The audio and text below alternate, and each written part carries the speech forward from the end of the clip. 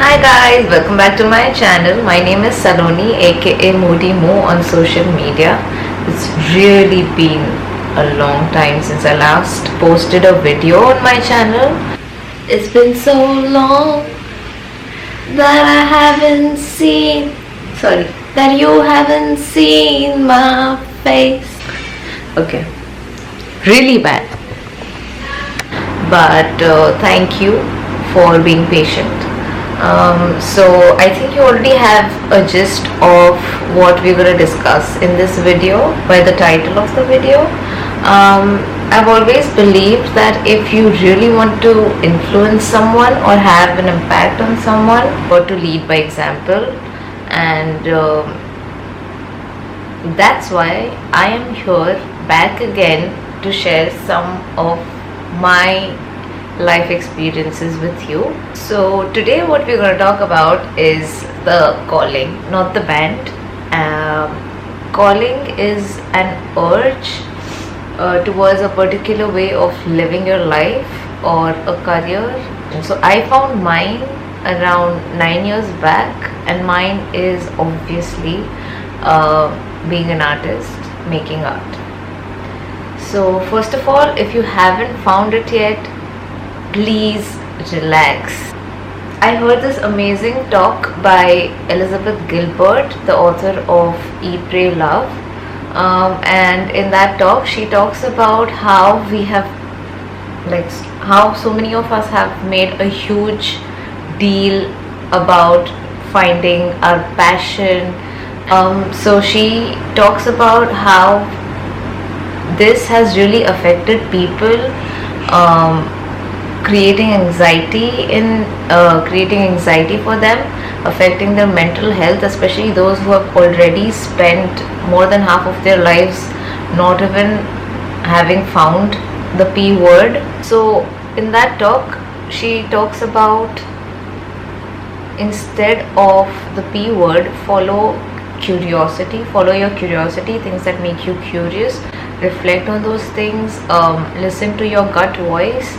You will find what you have to find, and ultimately the P word will follow as well. So I really like this new way of looking at things and looking at life that she shared with everyone. I feel that it really takes the pressure off for so many of us.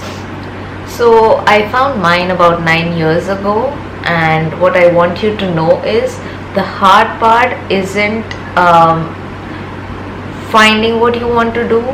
The hard part and the struggle gets real when you know what you want to do, but you are being tested to keep at it, being patient, and not giving up when all you can think about is giving up, and all others are telling you is that I don't think you're meant for this, and I don't think you should be doing this.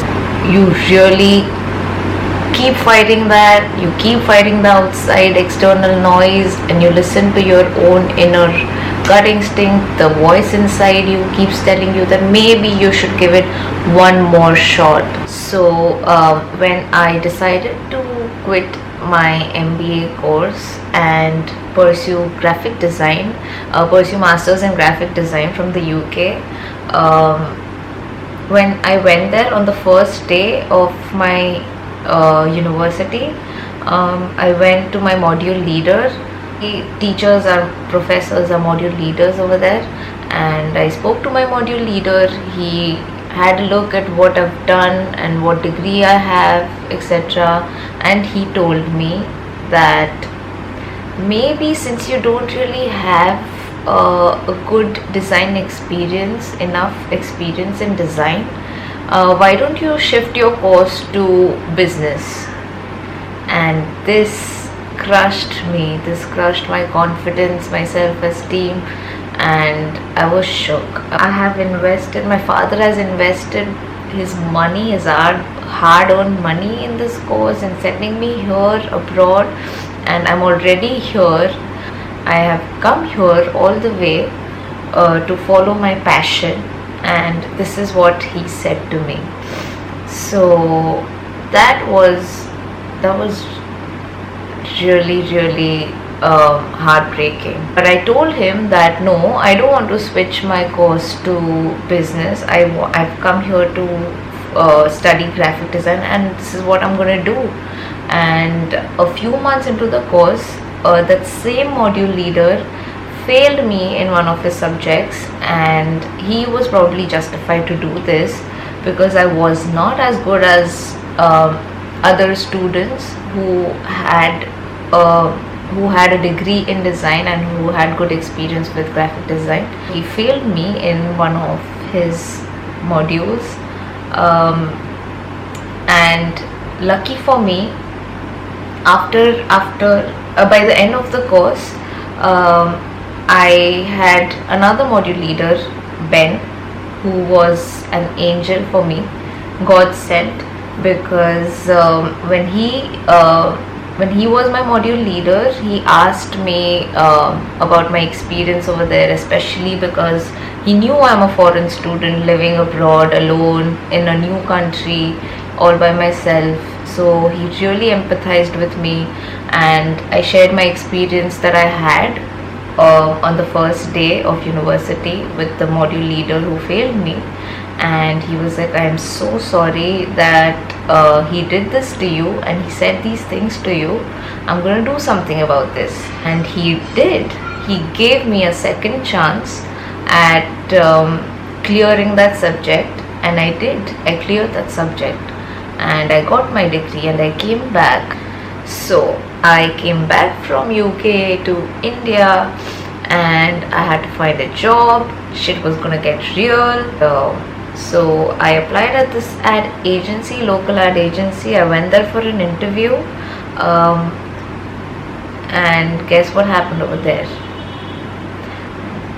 That person told me that since you don't have enough design experience, I think and since you also have good amount of experience and education in management and marketing, I think you should go for client servicing.